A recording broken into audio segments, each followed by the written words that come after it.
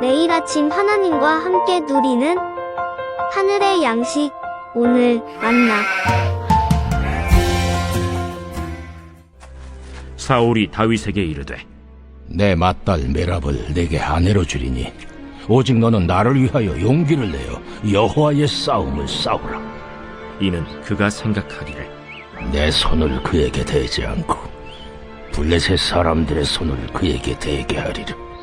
다윗이 사울에게 이르되 내가 누구며 이스라엘 중에 내 친속이나 내 아버지의 집이 무엇이기에 내가 왕의 사위가 되리이까?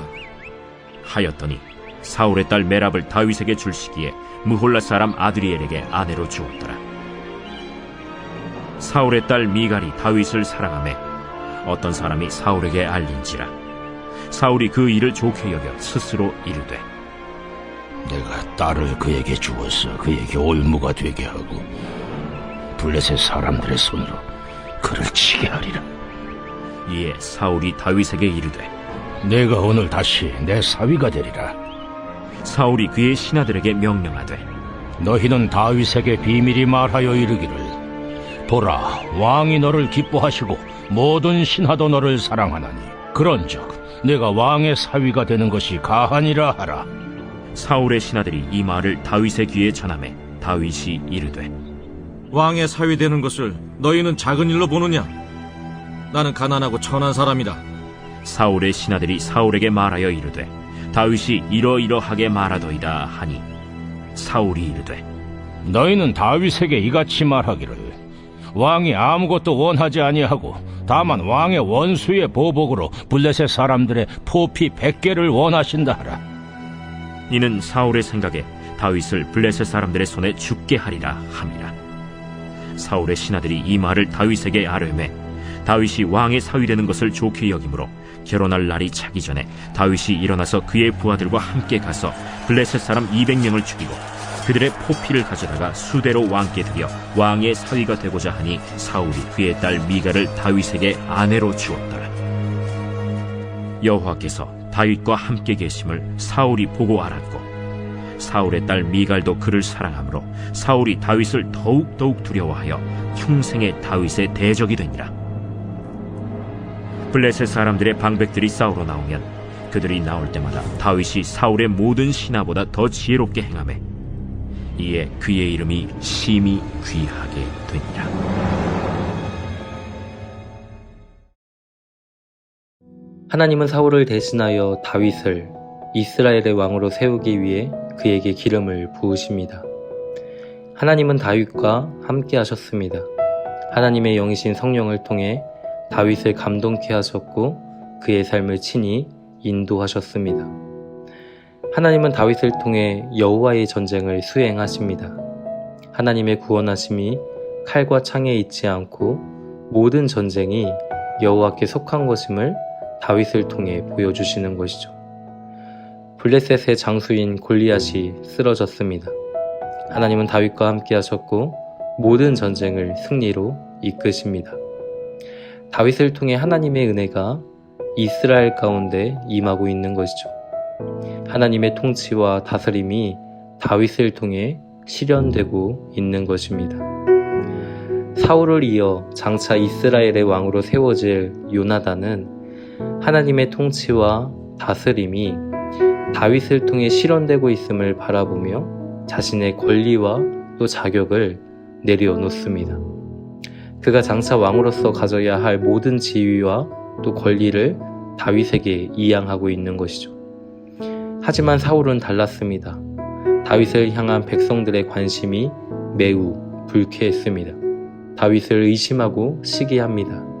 하나님이 자기를 떠나 다윗과 함께 하시는 모습을 보며 사울은 두려웠습니다. 왕의 자리가 다윗에게 돌아가는 것이 두려웠던 것이죠.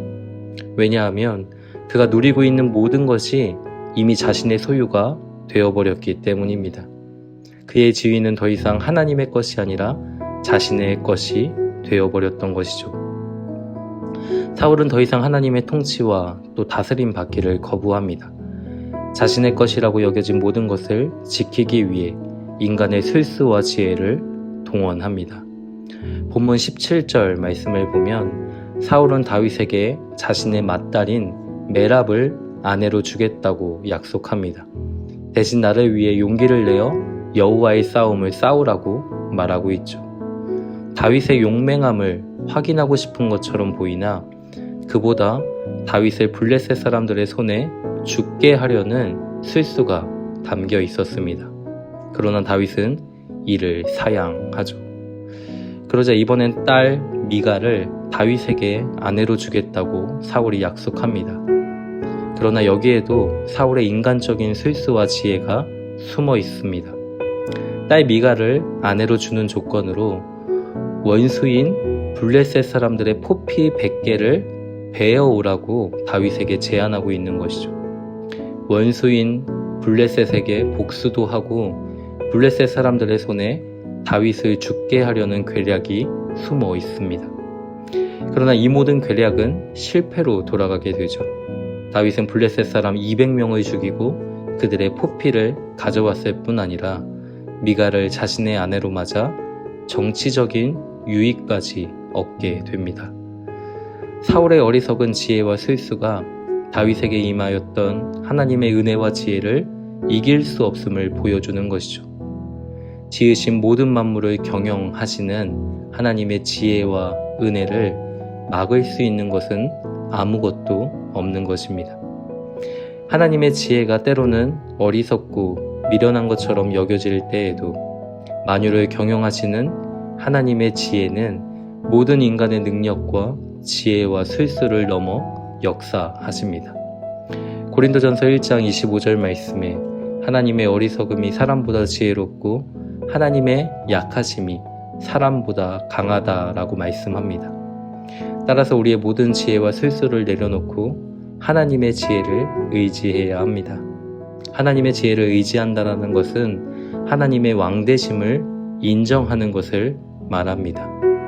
다윗을 통한 하나님의 통치와 다스림 가운데 요나단이 자신의 모든 지위와 권리를 내려놓음과 같이 나의 능력, 나의 지혜, 내 것이라고 여겨진 모든 것 가운데 하나님의 통치와 다스림이 있도록 우리는 기도해야 하는 것이죠. 하나님은 그의 백성을 다스릴 왕을 세우실 때 왕이 금해야 할 것이 무엇이며 또 붙들어야 할 것이 무엇인지 신명기 17장을 통해 이미 말씀하셨습니다. 왕이 금해야 할 그 세 가지가 무엇이었습니까? 병마를 많이 두지 않는 것이고 아내를 많이 두지 않는 것이며 자기를 위해 은금을 많이 쌓지 않는 것이었습니다. 세상의 왕은 군사력을 길러 그 힘으로 자기 나라의 백성을 보호합니다. 그러나 시편 33편에 많은 군대로 구원 얻은 왕이 없고 용사가 힘이 세어도 스스로 구원하지 못한다고 말씀합니다. 구원하는데 군마는 헛되며 군대가 많다 하여도 능히 구하지 못하는도다. 그러나 여호와를 경외하는 자 곧 그의 인자하심을 바라는 자를 하나님은 살피사 그들의 영혼을 사망에서 건지시며 살리시는도다. 하나님은 우리의 도움과 방패시리로다. 우리의 도움과 방패이신 하나님을 의지하는 것, 이것이 하나님의 지혜를 의지하는 자의 모습입니다. 세상의 돈과 또 향락에 마음을 빼앗기지 않도록 하나님의 통치와 다스림을 바라보라는 것이죠. 평생 하나님의 말씀을 가까이 하며 하나님을 경외하는 삶이야말로 진짜 지혜로운 자의 삶인 것입니다. 여호와를 경외하는 것이 지혜의 근본이라는 말씀을 마음에 새기고 우리의 모든 삶이 하나님의 통치와 다스림 가운데 있기를 주님의 이름으로 소망합니다.